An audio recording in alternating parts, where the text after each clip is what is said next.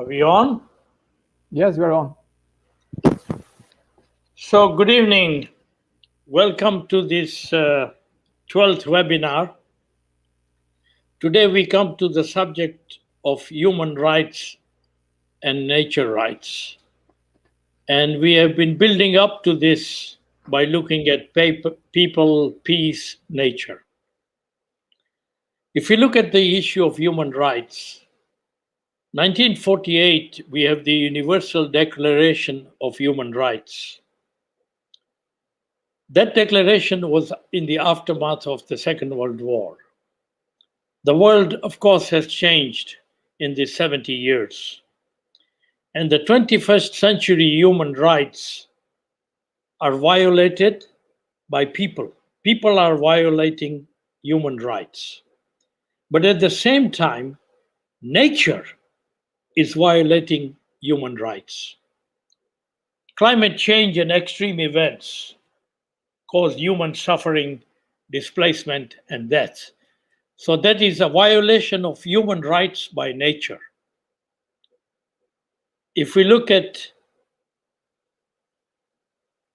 extreme events, is that a crime by nature against humanity? If you look at the pandemic, which we are in the midst of, which may have started in a laboratory or more likely in ecosystems which were damaged and the virus mutated, is that a crime from nature against humanity? So this question of where the crime is coming from is extremely important. And we need to recognize that something like climate change came from 20% of the world's population, with the greatest impact on the 80% of the world population. So the question of fairness and justice all comes into this. So the time has come in this 21st century that we need to take an integrated approach at both human rights and nature rights. And without that, we don't have the time ahead of us, because the tipping points of climate change, extinction of species are already on the horizon. And it's important that this happens. Now, first, we need to update the human rights of 1948 to the 21st century reality. We need nature rights, earth rights, a new declaration to be universally agreed. It's an universal declaration, both of these declarations.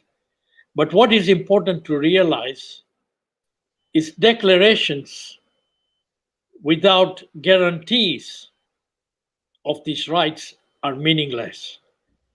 In the last 70 years, there have been 5 or 8 persecutions under the Universal Declaration of Human Rights, and only 2 or 3 went to the International Criminal Court. So we really haven't done that.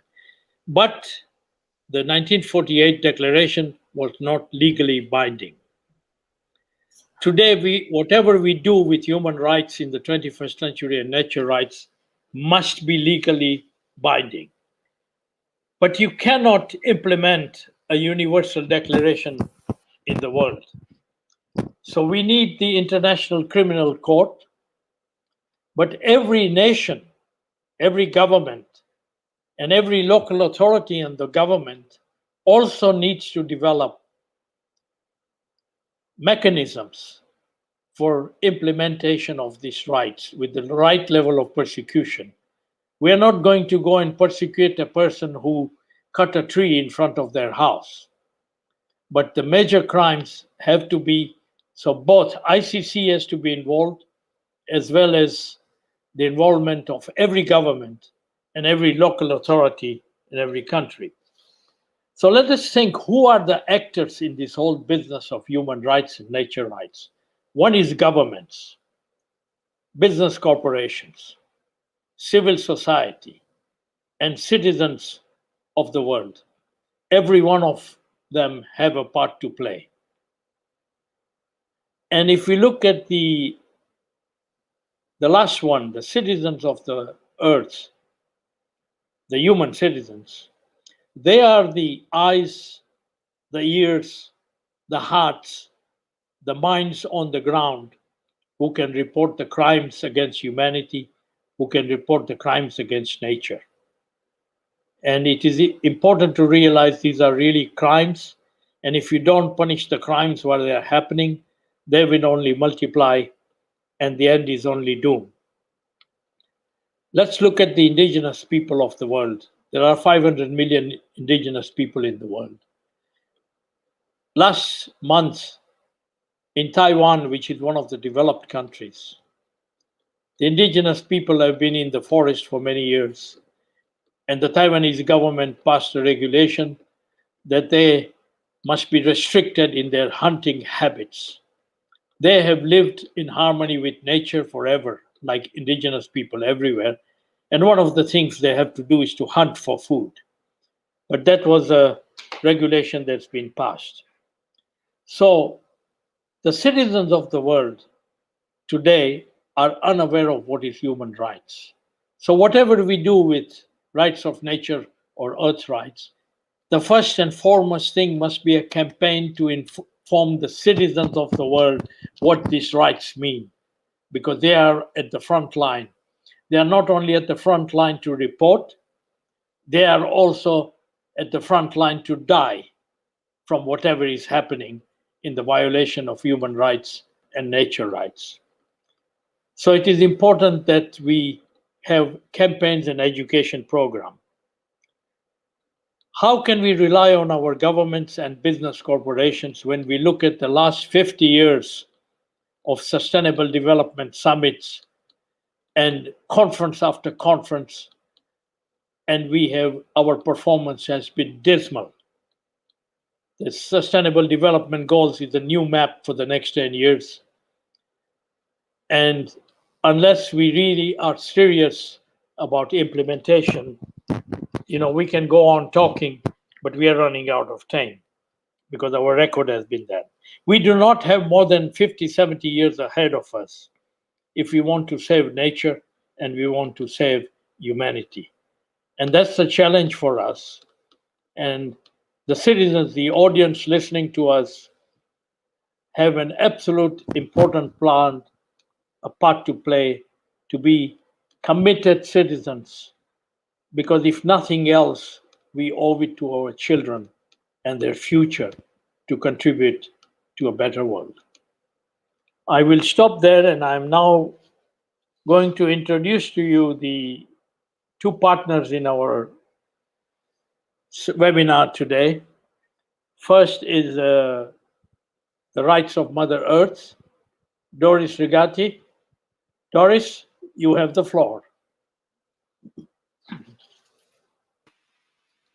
Thank you so much for having us here today at this wonderful webinar. My name is Doris Rigatti. I'm the co-founder of the global petition asking the UN to adopt the Declaration of Rights of Mother Earth.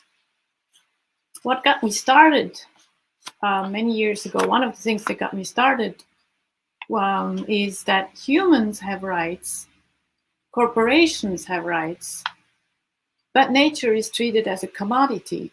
She doesn't have rights according to the Western laws. She's treated as a resource for the economy, which really leaves, she has no chance. Humans have all the rights, but nature doesn't. So we started this global petition asking the UN to adopt the Declaration of Rights of Mother Earth towards the Earth Summit in Rio +20 in 2012, where we have handed over almost 117,000 signatures to the former UN Secretary General. You can find the petition on our website and share it and sign it, please, at rightsofmotherearth.com. Obviously, like Mahendra said, a declaration is not legally binding like the Human Rights Declaration. But the Human Rights Declaration has informed more laws around the world than any other document ever. And the reason why we want a Declaration of Rights of Mother Earth is to really put down a stake of commitment by the global governing system, such as the United Nations is. If it's like a signal to move towards an Earth-centered approach, to a new era, a paradigm shift which is needed, because today, 73 years after the adoption of the Human Rights Declaration, we are at a different point in life. Nature is suffering today. We really need the same commitment for the protection of Mother Earth and the natural environment as we had 73 years ago for the protection of humanity. What also strikes me is that over the last 40 years alone, the world has lost over 60% of the biodiversity, which is been at an incredible speed since everything is automated nowadays and we have computers. The loss of the natural environment, which is used as a resource, has been speeding up tremendously. And this is also why I truly believe in our heart that it's time for a Declaration of Rights of Mother Earth.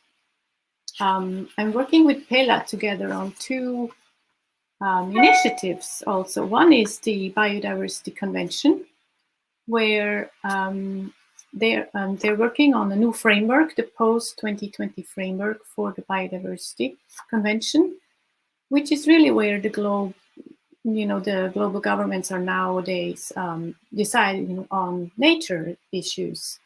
And the draft framework currently includes rights of nature.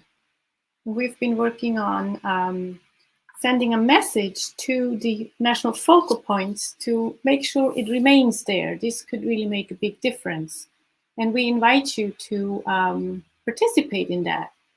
You can find the link on how you can participate on our website for this initiative, which is called rightsofnature.earth. I will put it in the chat, and there you can find the petition to sign for a Declaration of Rights of Mother Earth, and also a list of focal points where you can find the focal points of your countries, perhaps, and send them the message to please keep rights of nature in the convention when it will be adopted at the end of this year.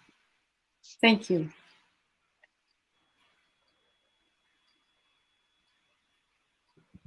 What you are with this Mother Earth rights and nature rights, I think it's extremely critical. And I want to just state one example. When we humans breathe out, the trees breathe in. When the trees breathe out, humans have the air to breathe. We cannot live even for more than a few minutes without nature. Just the air, never mind water and food. So that is a linkage between the human and nature. And it's very important that these two are integrated going forward in the 21st century. Pela, now we need the ecocide, the criminal side of crimes against nature. Pela, Yes. you have the floor. Thank you. We need to end ecocide, isn't it? And I'm sitting just outside of Stockholm, where half a century ago was the first international conference on environmental issues, the Stockholm Conference. And since that time, we have adopted thousands of treaties and conventions trying to protect nature, and we fail spectacularly. So Doris mentioned the Convention on Biodiversity, which is actually missing all of its targets. So we have a lot of very, very nice and important words in those documents. But since they are not legally binding, as Mahendra said, they fail to hold us to account. And that's why we need criminal law at this point to give us rules, to hold us jointly accountable to protect and respect the living systems that we need and that we are a part of. And ecocide as an international crime is about that. It's about aligning human law with the laws of nature and doing that on an international level in the Rome Statute, which is the document regulating the International Criminal Court. And it's one of the most powerful legal frameworks in the world. It regulates the crimes that are of concern to the whole of humanity, like crimes against humanity and genocide and war crimes. And ecocide could and should be one of those crimes, since the earth is one system. So we have to have rules in common. And also the most powerful actors currently impacting nature in a negative way are the multinational and transnational companies. And they basically don't have any rules. So the economy has become increasingly global since the time of the Stockholm Conference, but there are no corresponding governance systems, so there are no corresponding rules. And the beautiful thing with the ICC is that it's an institution that exists. It's already there. We don't have to create it. We can just use it for what is now the most pressing issues of our time. That, as you have said, I mean, human rights are meaningless. And we can never reach peace if we don't take care of nature. And also, the Rome Statute is connected to all the jurisdictions of the state parties of the International Criminal Court. So once the parties ratify ecocide as a crime, they will also have to implement it nationally, which makes this a systemic response. And I would just like to share with you our initiatives from Ecocide Sweden, which is really, we haven't even launched them yet. So this is a sneak peek into what's coming.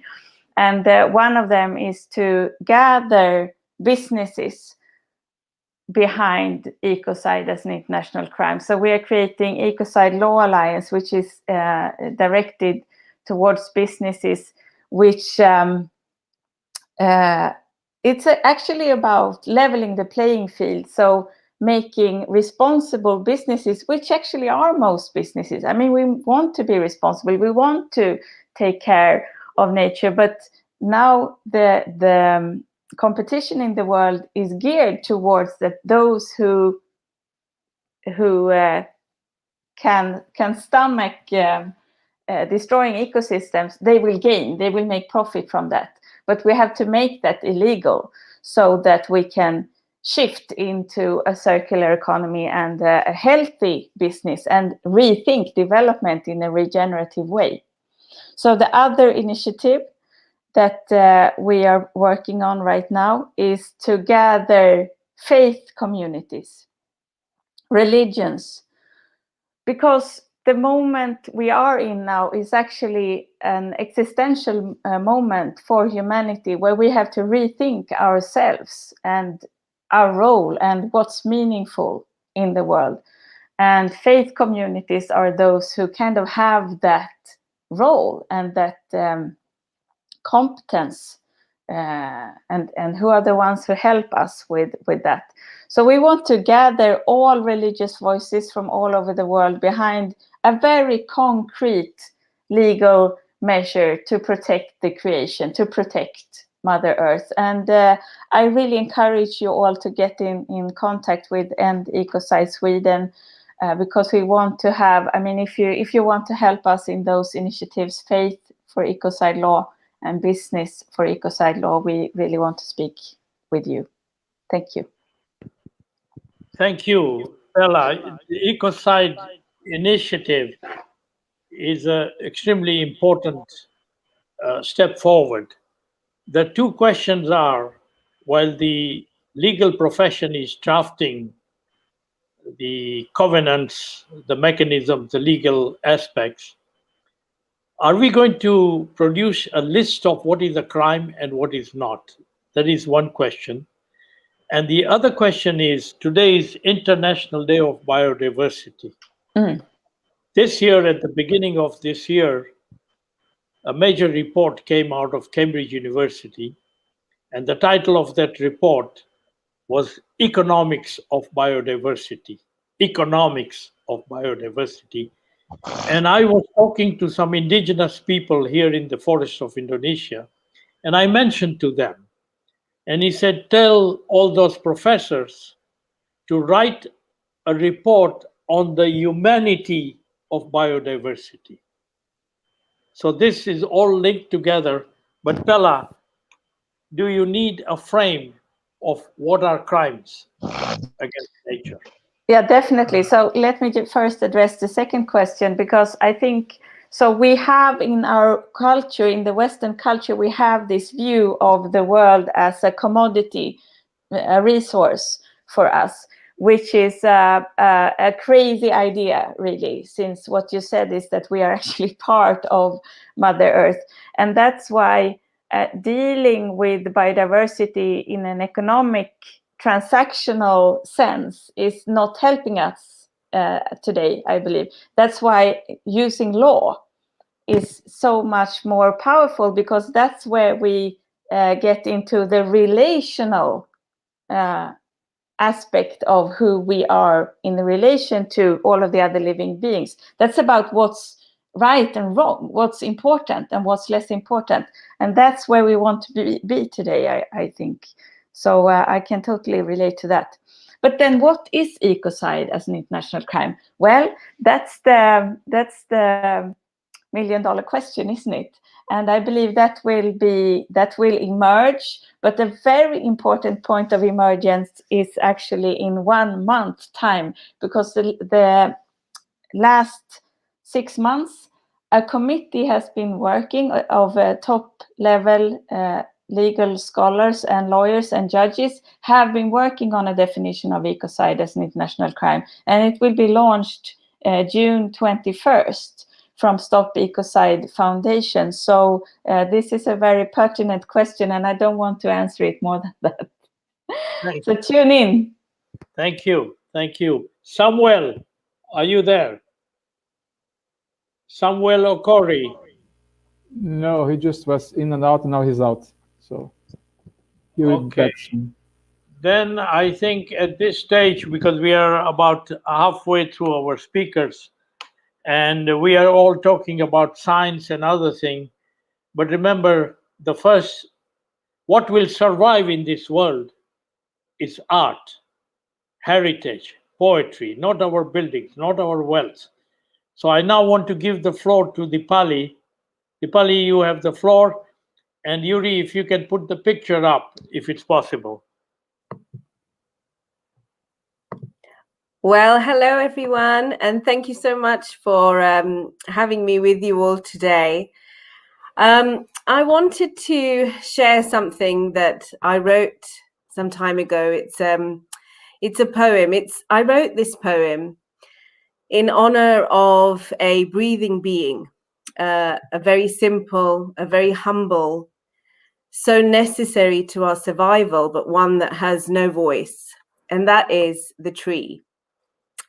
We've been speaking a lot just now on the interdependence and the interconnectedness between humanity and planet Earth, and the fact that Mother Earth has no voice or rights at law yet. An example of our interconnectedness with nature is the relationship of humans with the trees, which is one of perfect symbiosis. Dr. Mahendra Shah has already said, humans breathe in oxygen and we exhale carbon dioxide. Trees breathe in our carbon dioxide and exhale oxygen. The role trees play in the ecosystem is vital for human and other life on Earth. In addition, trees support us by providing shade and shelter. They prevent soil erosion, they serve as windbreaks, they clean the groundwater, and they provide food. Not just that, but each tree, like each human, is unique and beautiful in its own way. By the way, I must say this is not the poem yet. This is my idea for the poem. So I'm just explaining a little piece before I start saying the poem. I will tell you when I start. So every tree and every human is, as we all know, unique and beautiful in their own way.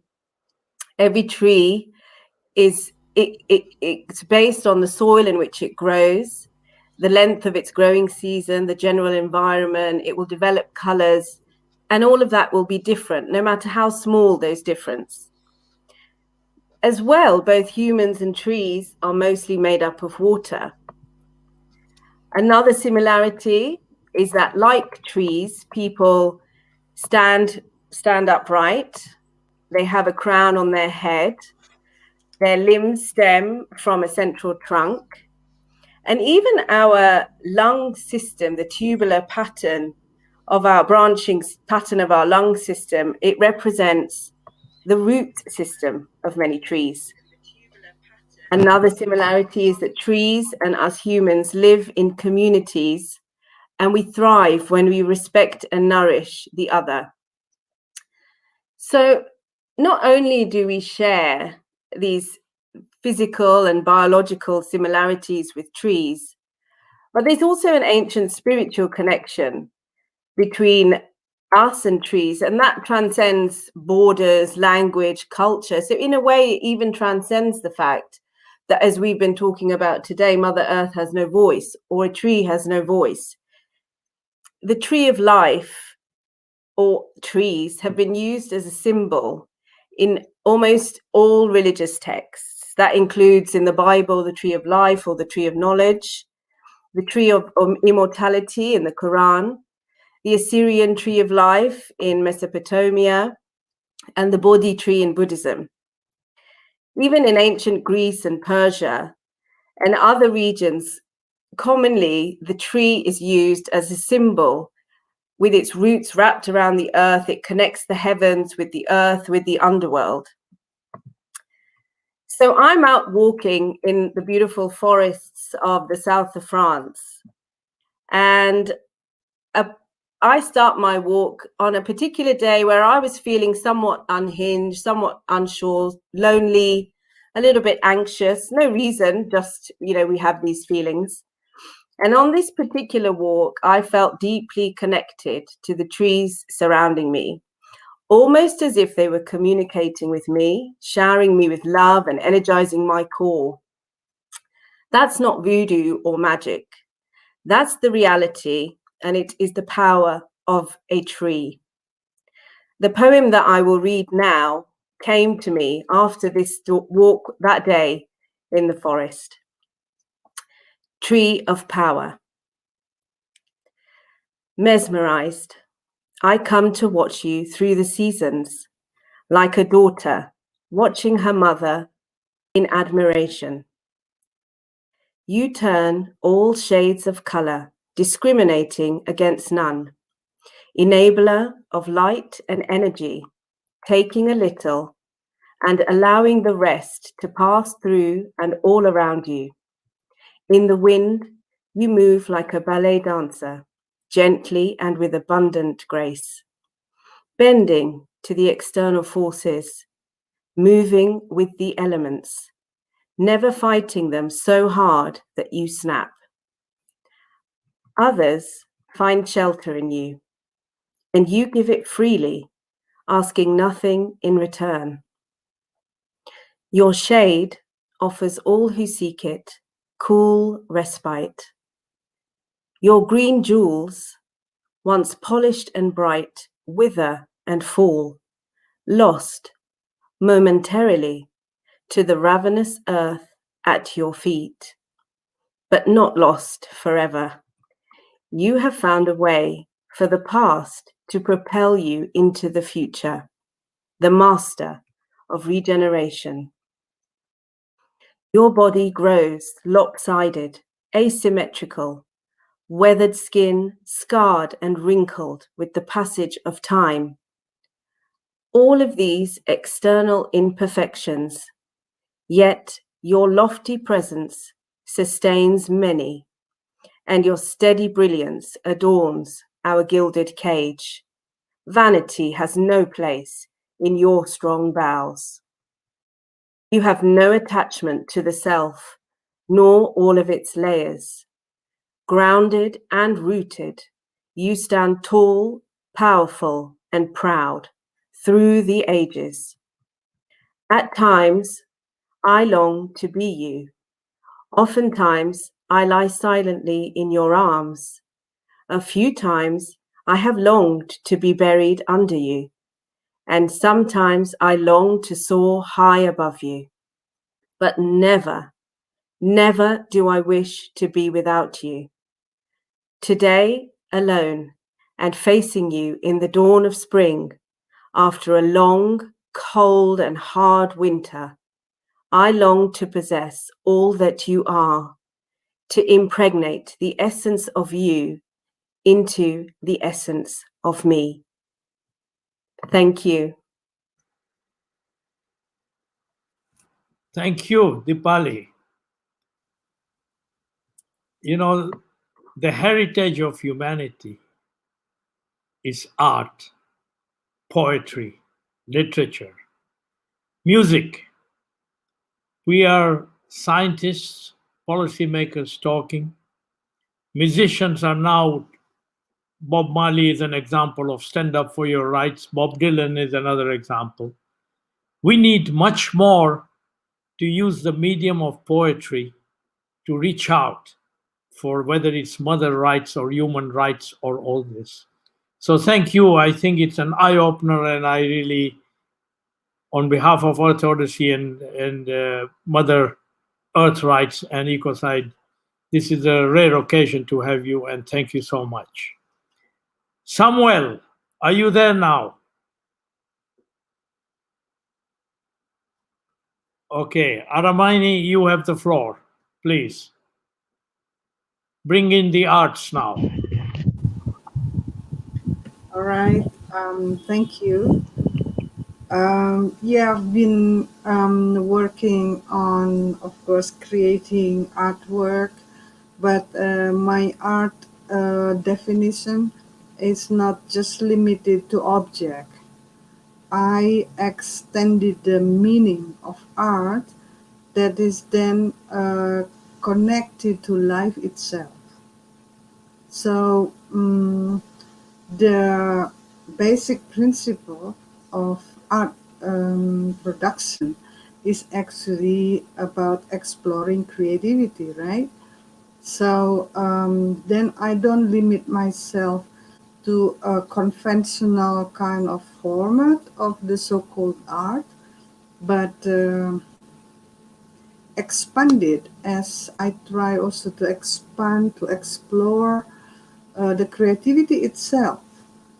And also, it's not just limited to my own, personally, my own creativity, I mean.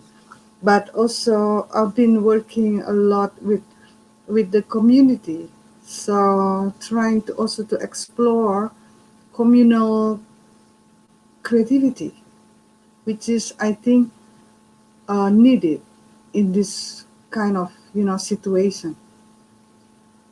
We human beings, if we respect the rights of Mother Earth and nature, I think we also have to collaborate, to work together between human and also other beings. That's the basic principle, okay? So maybe I want to show you an example of an ongoing community-based art project that I've been doing for almost 20 years now, and working with various kind of groups of people. Maybe I can share some images. Should I just click the share, right? Yeah, share screen. Yes. Yep. Okay. Share screen.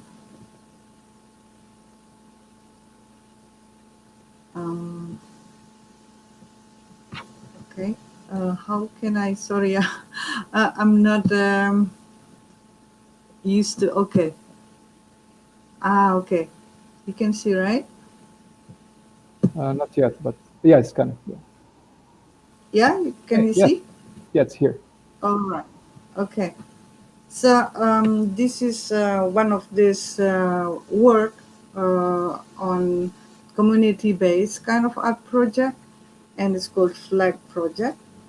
And as you can see, there are flags with keywords coming from communities that I have been working with. And this is, we perform this in the Borobudur Temple, which is the largest Buddhist temple in the world, and it is located near my place in Central Java. All right. Yep. And this one, yeah, the community I work with in Yogyakarta. So we perform this on public area. You know, the beach is important area for environmental protection in Indonesia, because it's an archipelago, right? So ocean is very important part of nature and needs to be protected.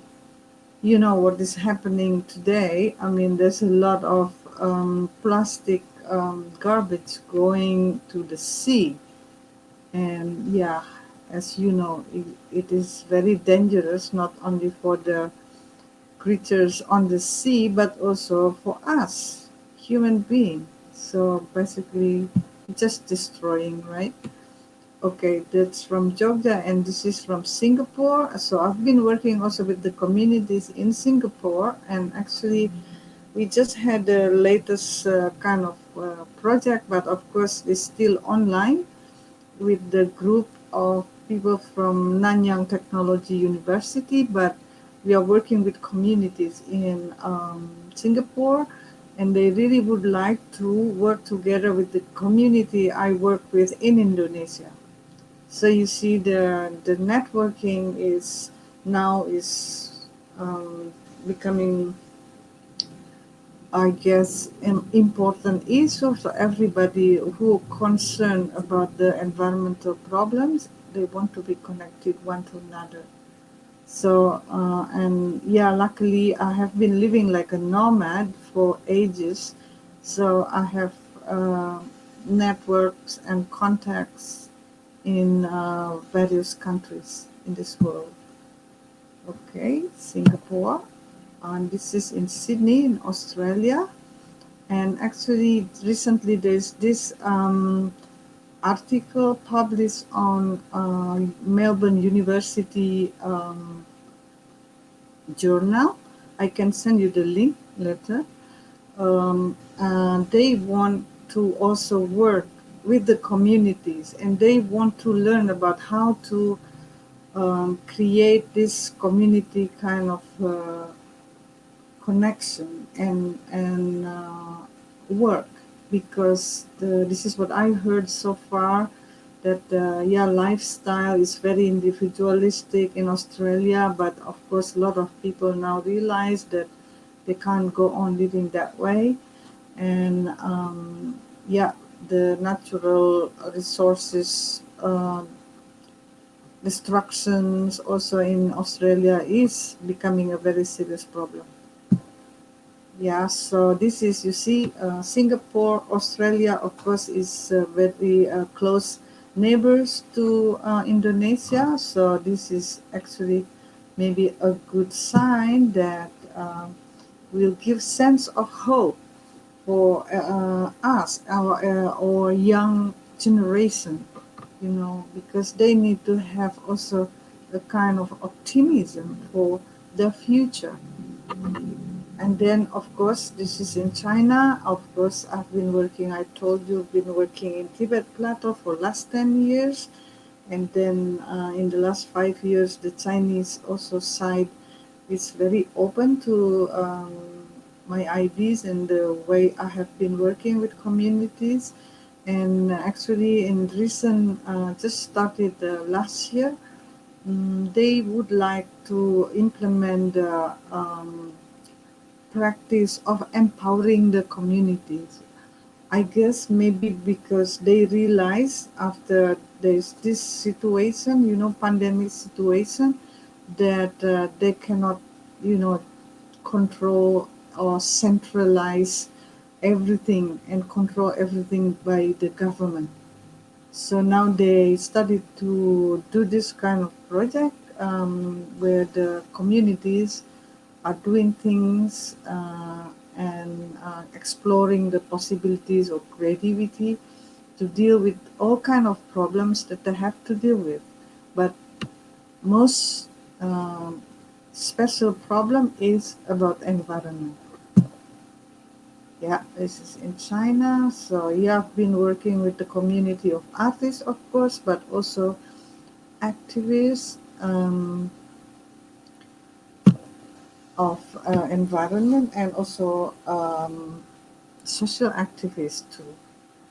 And then also in Japan, this is also, I have been working with the community in Japan for quite a long time, and they are also, already doing something with the community in Indonesia, especially community who are under, difficulties, either, for example, hit by earthquake or floods or, like today's situation, there are lots of people lost jobs and stuff like that. Okay, Japan, and then this is in Germany. This is also an ongoing kind of project. As I told you, I've been teaching in Passau University for last 10 years.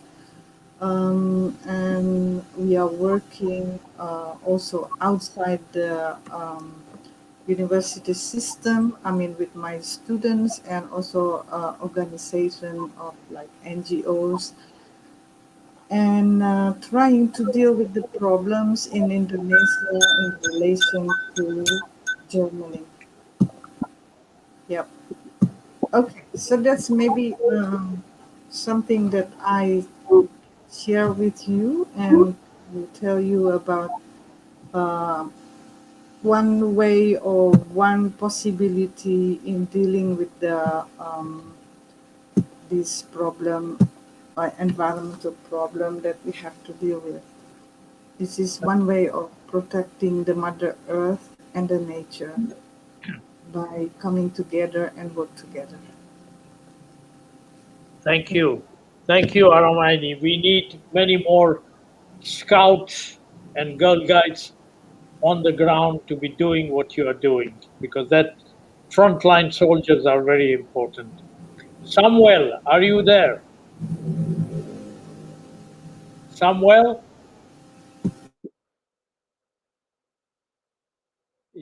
Samuel is with the pop movement. He's in Nigeria, and often it's a struggle to connect. So if we see him coming online, we will give him the floor. Yuri, can you show us a short film, short video? Because Arahmaiani had arranged with this delegation from the Papua forest was Mr. Effendi Bowling and Basuki Budik Satoso, who are on the ground. And we show you a short film. It's we will share the link, YouTube link with you, but please watch.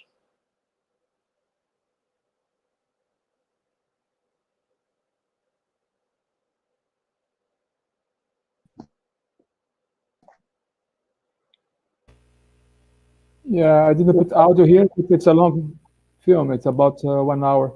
So we can share the link and people can watch it later. It's amazing images from Indonesia. On the boat are seedlings, forest seedlings.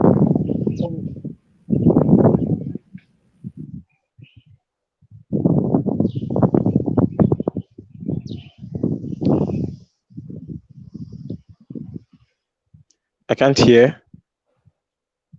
No, Samuel, please stay on the line. Okay, because my network is actually bad, so I don't know how long it's gonna go on.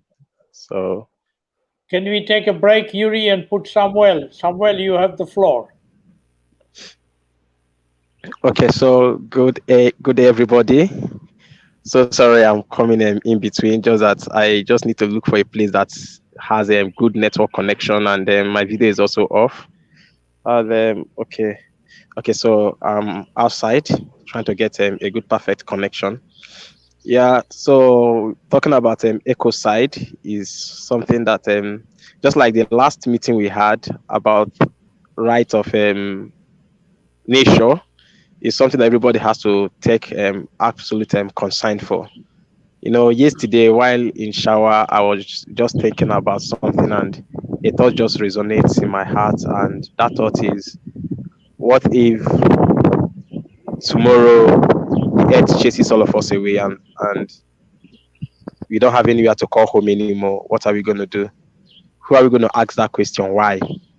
So that thought resonates in my head, and today we carried out a climate strike here in Nigeria, and we are not just talking about keeping your environment clean, but we are talking about conserving our wild species, especially the endangered species, because if we don't conserve, they are going into extinction. And one thing about human race is that we keep on saying nature will heal itself. What if nature don't get to heal itself, but chases us all away, and we don't get to even heal ourselves at the later end? So who loses out? Is we humans. You know, I tried connecting a whole lot of stories about the Bible and a whole lot of stories about Noah and the ark. And each time I ask myself this question: why is it that God preserved all the wild species? In fact, He preserved all the living species, but left only 5, or yes, I think 5 human beings in that ark. Why? Why did He take all the humans? Why didn't He take about 20 or 10? But He took all the species that were more than thousands, like in that ark. So why did He take few humans and all the wild species? Because He knew that man will end up destroying a whole lot of things. And man was even destroying the earth. I think that was even why the flood was even caused, apart from the whole lot of things. But I know man was doing a whole lot of logging, a whole lot of injustice to species and to the earth as well. So it's something that we have to ask ourselves. If we are getting a whole lot of things wrong, we have to go back to the drawing board. If nature is angry with us, why is nature angry at us? That means we have not been taking good care of what nature has given us. So it's time for us to speak for these animals. You know, they cannot actually talk. You know, they cannot actually tell you, you are hurting me, please let me go. And you know, they cannot actually say, okay, let me sign a law that you stop hurting us. It's left for us to act for these things. And if we don't act for them now, just like the gorilla movie we watched, whereby there was a great revolt. So if we don't act for them now, one day they may just wake up and be like, well, I don't think we can take this anymore. Let's just go out on the streets and start causing havoc. And that may be the end of the human race, which basically is not our portion anyway. But for that not to be our portion, we have to act. And I believe action speaks louder than just words alone. It's not just all about saying the word, but it's all about going out there. If you see someone that is causing an injustice to any living species or to the environment, you tell the person, stop. What if this environment opens up and swallows you up? What are you going to do? You bring back that consciousness of what if, so that they know that, okay, I'm not just the one that this thing is going to happen to. And something again is that this planet, we are going to live and die, but the planet will remain. And as long as the planet remains, it means that the planet one day may just take all of us out of it and bring back what she actually wants. You see? So there is a way of nature fighting for herself, but for us to not to get the dangers of nature itself, we can actually fight on behalf of nature to bring about justice for all living species, justice for our environment, justice for even the forest. Right now, Nigeria have lost over 60% of her forest. Over 60%. There's a whole lot of logging going on, where people are even threatened. Lives are being lost. People that went on to say stop the logging, they are being threatened. I know people that have been arrested because they are fighting against logging. So there is a whole lot of things happening, and if we keep shutting down our forests, causing a whole lot of harm to our environment, then we know that we are just a step away to our doom. Yes, we are just a step away to the doom that will come. And when it comes, I don't know if anybody has played the game called Doom, because when the time of doom comes, it's really disastrous. Like it's outrageous that you cannot even contain it. So for me, I believe is a collective responsibility. But before you make it collective, we have to individualize it first to say it is my responsibility. Once we say it is my responsibility and doing the practical aspect, then we can start the evangelism to tell others it is also your responsibility. From there, it becomes a collective responsibility that everybody has to be involved. It's not just all about saying it, like I said earlier, it's all about action. So if I'm saying no to ecocide, that means if I see anybody anywhere that is doing harm to species, I will tell them you are doing the wrong thing. I will fight for them, and I will say stop this. And actually, I've been doing that. I've been promoting a whole lot of white species. I've been protecting even, last month I was in Calabar, and we went to a Panjuri's rank, where we saw a whole lot of Panjurins. We saw chimpanzees and all that, and it was even awesome, like seeing them being safe. And what they are doing there is rescue.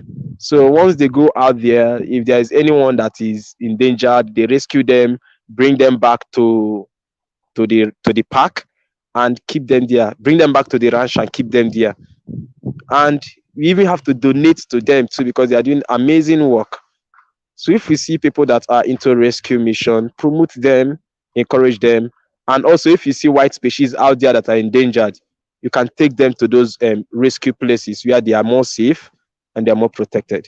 So thank you very much for having me. It's an honor. Though today we had a climate strike, so my activities has really been choked up, where we mobilized over 60 people, and just within our own target, but the audience target we had was over 1,000. So it was really massive today.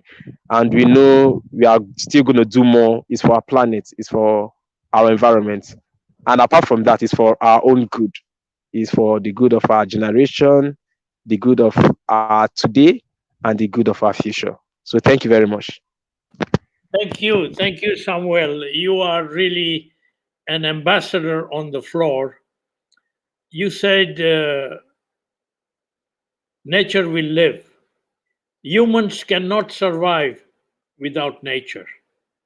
Nature will always survive long after humans are gone, because it lives in harmony. The second thing you said, that animals cannot speak to us. I think the problem is not animals cannot speak. The problem is we don't know how to communicate with animals. How many millions, hundreds of millions of people in the world have a pet, and they find total solace in communicating with that pet? So it's just that we humans still don't have the capacity. You may have the robots and you may have the AI, but we don't have the capacity and the ingenuity to be able to communicate to animals, because animals do communicate. But what you are doing in Nigeria under the POP label is amazing, and it's always a great pleasure to have you with us. So thank you so much, Samuel. I now call on 2020. I don't know why we have to give the floor to these old-timers, but Heiner, you have the floor. Heiner?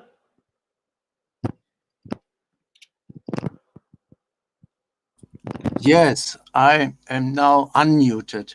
I'm Heiner in Berlin. I was asked 2 hours ago, so I did not really prepare. But what you were saying of involving the arts, the cultures, UNESCO says cultural expressions, is very, very dear to me. And the issues are that how we can give guarantees, how can we come to binding agreements when we have reports and thousands of conventions I just heard, millions of international days and dozens of summits, but how can we bring it together? So I want to show you here with my slides what I have prepared in a second to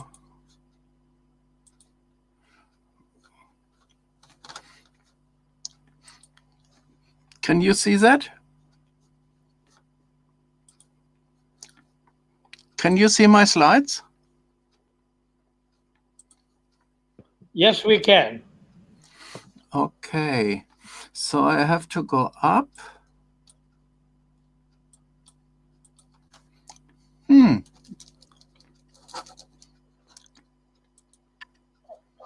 Otherwise, Heiner, just continue with your talk, please.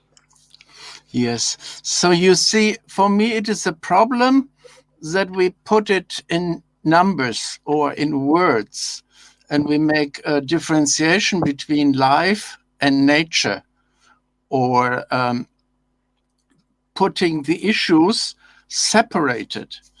But my concern is that it cannot be measured. Many things, as Einstein said, which counts cannot be counted.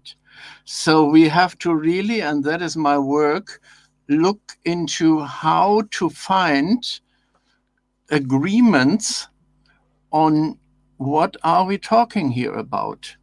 And the problem is that I have prepared these slides and I really want to show them.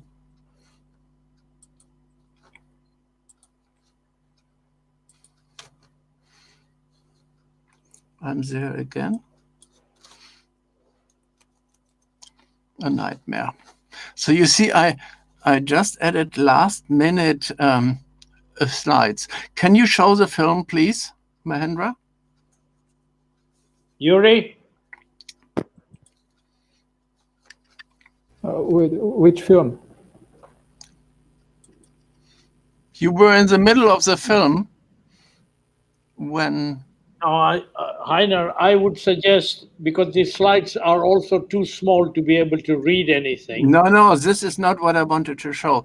Anyway. I have it here. Wait, I have it here. I think I can show from here. Is that what I want to show? Heiner? Let him do it. Yeah, is this the one? Is this the slide you want to show? Yes, show. Yeah, it's here. Citizen Science SDG conference. Yeah, okay. But so now you were showing it, yes, Yuri. Is that correct? Yes. You can go on but now. This is not what I show the whole page. Wait. Can I please suggest, if it's having difficulties with this, we stop the slides and you continue speaking, Heiner, please. Yes. You see, my concern was that the citizens are now asked to do the measuring, to really... Next slide. I'm taking slides from Julian Campbell. And they are in the UN office with the Convention on Biodiversity trying to bring this together. And show the next slide. She was showing, next slide, that there are incredible environmental data gaps. No, the one above. Yeah. And you see that we have not really something binding which we can compare. So we looked into how to fill the gaps with the citizen sciences. I was in the advisory board of the European Citizen Science Association, and we saw that especially in the goals 6, water, and energy 7, and about land and underwater, there are incredible things where we need the expertise, the stakeholder knowledge of the people, the indigenous people in place. And this is for me very important, because otherwise we have fights at courts over things which are vague, and we don't have something like real numbers, because you cannot really compare other cultures with other data. So we say big data, big noise, that kilometer cannot be compared to kilowatt or kilojoule or kilocalories. And this work to include arts and other issues are not on the slides. I was about to prepare them. Sorry, I just wanted to give knowledge and acknowledgement to Gillian. They are doing a lot of work to really include the indigenous knowledge and the knowledge from all cultures, from the people in the place. Excuse me, this is it for the moment. Everything else I'll show you later. Thank you. Thank you. You have been working for almost 50 years on these subjects, and it's a pity the slides didn't quite work, but I really appreciate also the 2-hour advance notice to join us today. I appreciate you to be with us. I now want to give the floor to Yukepeme. Always the peace is the overarching element. So Yukepeme, you have the floor. Thank you. Greetings. My name is Ukpeme Okun, and I am an ambassador for peace. I emphasize that a harmonious coexistence between humans and the Earth system is essential, because due to the variety of life in the world. And then also because of our connectedness, unhealthy, unsafe, divisive lifestyles, they affect us negatively. They negatively impact the society and the environment. But there are ways, just as we talk about actions. So I'll just summarize what I need to say, because I am an action-based person. Yes, we need to, when we speak, we are sharing knowledge, we are sharing the issues that plague us and the problems that plague us. But we can take action. And that action needs to start from us, individually and collectively. And so when we are talking about these issues of rights, what can we do?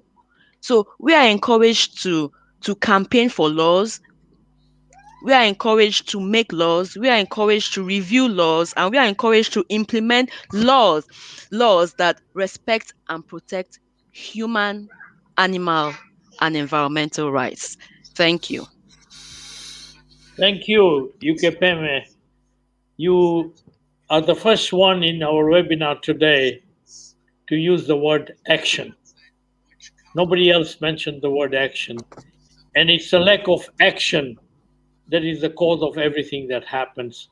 And that is the most important element, that going forward, whether we have nature rights or human rights, that action without actions, it is only talk, as we have talked for 70 years. So to move it forward. Now, Yuri, before I give you the floor, shall we open it for discussion? Because you are the maestro, and you have a great thing at the end about the Amazon. So if you agree, we will have an open discussion now. for the next 15 minutes. Yuri, do you agree? The co-founder great. of Earth Odyssey. Yes, let's So go. the floor is open for an open discussion.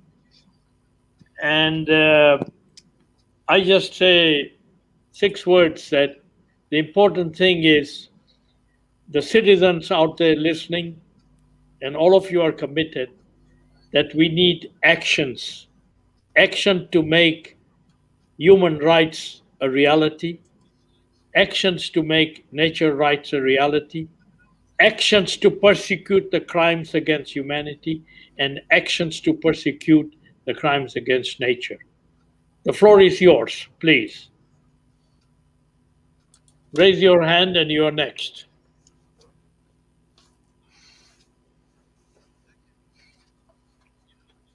There are many people listening out there. This is your opportunity, please. Dipali, do you have something to say?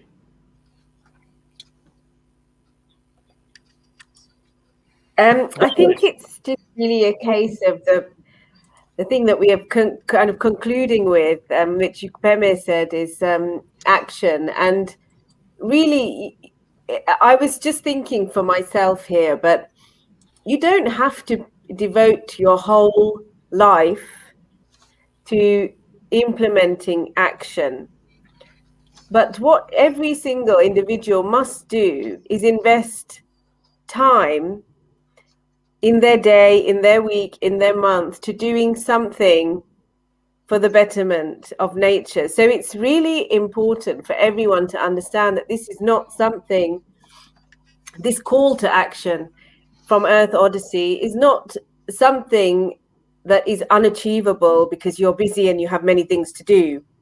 It could be as simple as cleaning a beach or learning something about nature or finding a way to grow stuff in your garden or to understand how things are grown in your area to support those that are growing using old and biodiverse techniques of growing. It's very simple things. It could be teaching your children something about nature, about the environment. And so whilst, we're all of you here on this webinar today have literally devoted your lives to implementing action and to the cause of protecting Mother Earth. In fact, everyone listening to you who may see a kind of even a displacement, just much like a citizen sees a displacement with the government, although it's of course not on that level. But I just want to say that we can all do something, even if it's a small thing, but we must do something every single day. Thank you.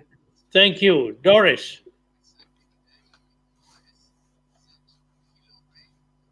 I saw your hand, Doris. Yeah, thank you, Mahendra. I would just like to also thank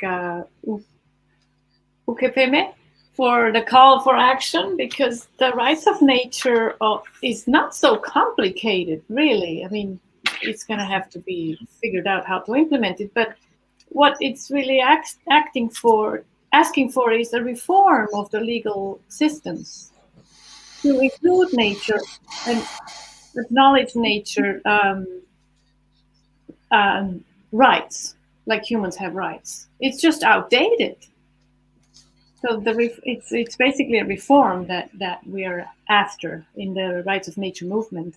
And the petition for a Declaration of Rights of Mother Earth is also a simple action people can take to be the voice for Mother Earth and ask for an action and a commitment at the global level. And then that informs the national laws and education system, and will then lead to a reform of the legal system, hopefully. And Dipali, I agree with daily activities like practicing zero trash or picking trash up, and reducing our consumption and caring rather than using for nature. caring for nature rather than using nature. I think that could also make a huge shift towards living in harmony with nature, besides aligning our laws with the laws of nature. Thank you. Talking about laws, Bella, Ecocide. Yeah. So I think I'm also a person who understands the world through actions and what actions I take and what they then create. And I think it's about what kind of actions that we collectively do. So we are very active. We are very active species, like ants, working all the time very actively. And most of the work that we collectively do now is taking from the earth. And I think that we are in a huge shift now together, that we either we continue with that kind of action and then we will die, or we shift and understand that we have to direct our action towards also giving back, because we are in a relationship. So we have to, we take some, or we get things, we get gifts from the other beings, but we have to also think about what we give back. And as Dr. Mahendra said earlier, that's mostly, we can give back in so many ways, but many ways we give back is through our music and our poetry. And so what I think I am doing with law is to provide frameworks for us to shift in what direction our actions are taken, kind of. Mm-hmm. Thank you, Pella. I want to give you one example of the power of nature. I have a background in science, and we need credible evidence for everything to publish a formal paper. But I want to share with you that I have a team of 65 people who work with me. And these 65 people have something like 260 family members. So altogether, that comes to around 320 family members. In the last year of the COVID pandemic, and the pandemic is everywhere, we have it in Indonesia as bad as anywhere else in the world, we had not one case of a COVID infection among 300 people in this community, because they are surrounded by forests and they work in the forest. So there is something to be said, and nobody is talking about that nature, apart from air and water and food, is equally important for our immunity. And everyone listening out there, you need to spend 15 minutes every day putting your hand on a tree somewhere in a forested area, and you'll be amazed what happens. So that we have to look at the intrinsic value of this, of nature. Anyone else, please, Heiner. Yes, I only wanted to show you that we can go to shared imagination, that we can really show how through cultural expressions the issues are brought together. Einstein told us this old thinking can only give rise to the old problems, but we need new thinking and new problems. And there we play with young people on really reflecting, if I'm doing it, which is object, or when I'm counting, then it is objective, or is it subjective or intersubjective? So let's try to go beyond words and numbers and come to compassion and jointly feeling and acting. Over. Thank you. New thinking, as you quoted Einstein, is why we need to think again of the Human Rights Declaration from 1948. It is not cast in commandments, and we need to rethink and use our brains on that. And remember, we can work on nature rights, we can work on earth rights, we can work on ecocide. But if you don't get our human rights in order, none of that will matter, because it's human activities that has been the destructive and will continue to be the destructive. So that is a critical point, that human beings, their rights and how they behave is equally important. Arahmaiani, you are raising your hand. Okay. All right. Yes, I completely agree with Upene about the importance of action. I mean, that's what really needed. And this is also what I have been doing on my practice. Although people call it art, but actually we are also doing practical things like doing organic farming, managing the garbage and recycle, um, managing the energy, the water, or with solar panels, and also, yeah, how the community becoming independent. Like in Indonesia, for example, actually we have a very serious problem of there is no food sovereignty kind of system.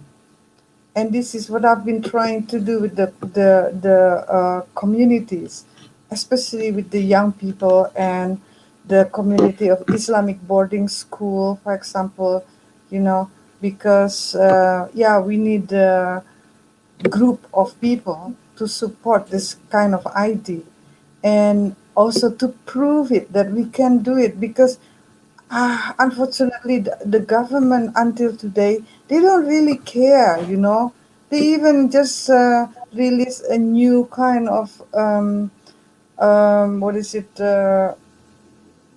agreements or rules on how to, invite investors.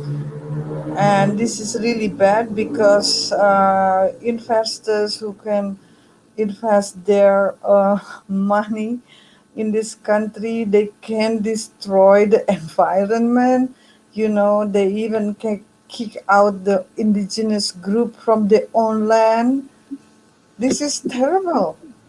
But yeah, of course, we have to do something, and we have to fight for the rights of nature, and also of the local indigenous group, because here is they don't respect their rights. Yeah, which is really Thank sad, you. but okay, we have no choice. We just have to do the action, right? Yeah, Yeah. thank you. Thank you.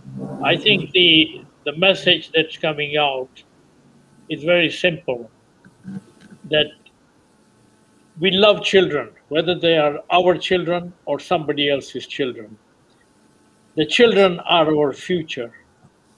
And all of us who are adults or more than 35 years old today, we will have a good life the next 35, 40 years.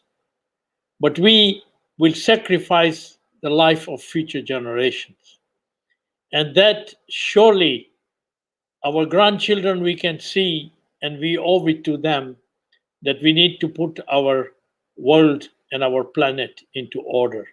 And that's probably the lesson, that the citizens of the world need to mobilize their humanity and create a sustainable, humane world. That's the challenge, and that's the message. Yuri, I'm going to give you the floor. Now, Yuri is not just the maestro, the electronic maestro of these webinars.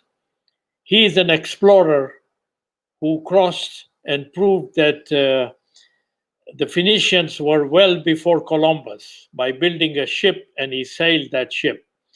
I give him the floor because he's in the depths of Brazil. Yuri, you have the floor. Thank you, Dr. Mahendra. Yes. Yeah, just thanks for that mention. We crossed the Atlantic Ocean last year, or 2019 to 20, on a Phoenician ship. And I was pleased to hear about Borobudur today, because the Captain Philip Bill, who was with my partner in this project, Phoenician, he built a ship in Borobudur as well many years ago, and sailed from Indonesia all the way to Africa And now if you go to Borobudur, the museum, his ship is there. So it's nice to hear.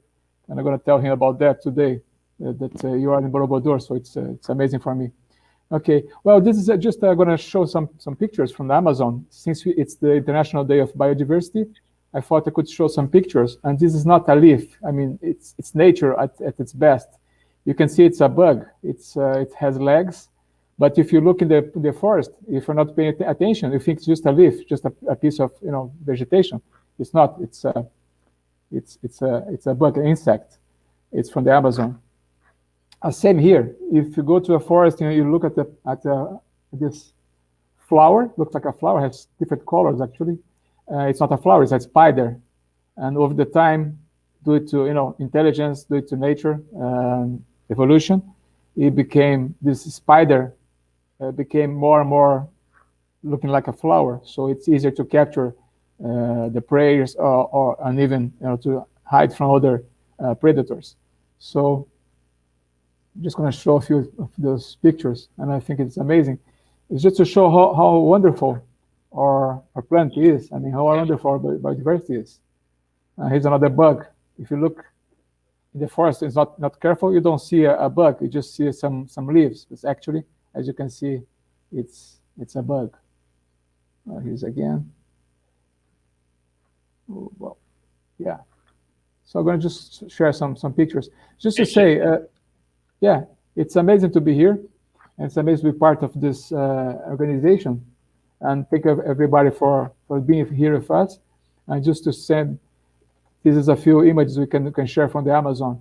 We have the greatest biodiversity in the planet. And when Charles Darwin was writing his book about evolution, origin of the species, he couldn't find the proof to prove his theory, how the species evolved in the planet. And it was because of a young explorer, Henry Bates, English.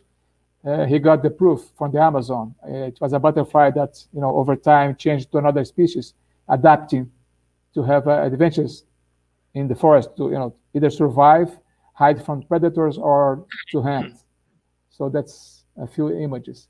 Yeah. So one thing, Yuri, the latest research in this area, I'm talking to some people in Croatia who have developed a new aspect to this. You connect a prod into the ground to the root of a plant. You connect another prod on the stem, another prod on the leaf, another prod on the fruit. And you measure the vibrations in this, and it is more musical than any meditation music you have heard. So the roots are communicating with the leaf and are communicating with the fruit. So this research is beginning to show us that there is live communication across this. And when you show us these pictures from Amazon, they are all communicating, and that's a harmony in nature. very good. Yes, that's what I'm talking about. It's imbalance. Of course, when you disturb this balance, as we do, as the human race is doing, then you have let's say, the human rights being violated by nature, as you posed, because we are invading their territory. We are not respecting, and then when they fight back, I mean, the nature fights back, and just they'll defend themselves and give us a pandemic like this. Can we really blame them? I don't think so. I mean, it should be a different system. We should have, I hope in the future, mankind will evolve to learn that we really need this system in balance, in equilibrium. Otherwise, anything we do will reflect against us, and that could be very bad. I mean, this pandemic is not the first one, won't be the last one. If you don't learn the lessons now, because now we have technology, we have science, we have even a better spirit to understand what's happening and prepare for the next one, for the other ones. And if you don't do that now, that can be really, really bad for mankind and for the planet. I mean, the planet will survive. The planet, of course, will adapt. Us, I'm not sure about that. Thank you. And that's true of the next climate catastrophe that will come, and that's not far away. Yeah. So, any more final words from the panel? We have 5 more minutes.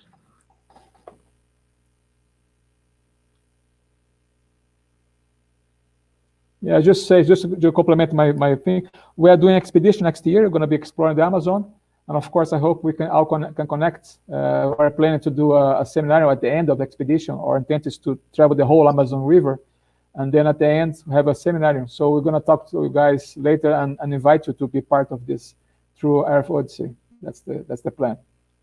So we can share more images of the Amazon. Yuri, you need to be more clear than that, because Pella is listening, Doris is listening, Yukepeme is listening. Your opportunity, please. He tells you you can join him. You have something to say. You have. I think it's just really a case of the thing that we are kind of concluding with, which I missed. What's happening, Yuri? Yuri is inviting you. Yuri is inviting you to paddle a boat from one side of South America to the other side. There'll be many mosquitoes, but all you need is good legs, and it's an adventure you cannot repeat. So please make a note in your diary. Thank you so much. I think this 12th seminar, which goes to the heart of the problem of nature and human rights, has been a wonderful dialogue. So thank you, everyone, and thank you for the audience out there for joining us. Thank you. Thank you. Thank you. Thank you so much. Thank you. Have a great weekend, a great biodiversity day.